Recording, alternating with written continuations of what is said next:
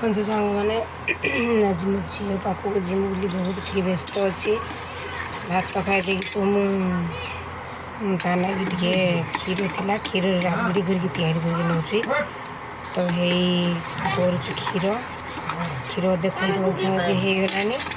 देखो क्षीर बढ़िया होगला सुंदर कलर भी देखा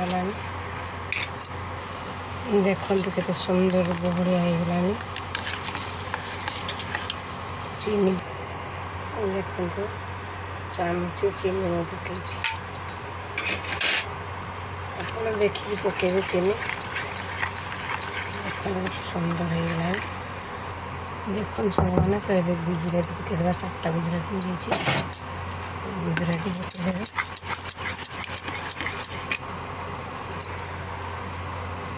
एपटे गोटे करी बस टे हल्का टे अल्प घी पकई घी चीनी पकेवा टे चीनी पकईली यहाँ कलर आस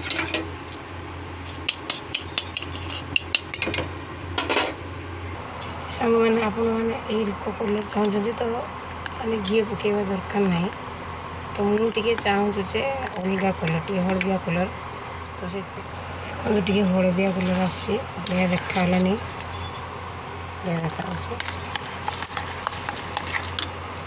देखा देखो राबड़ी प्रस्तुत होगा देखो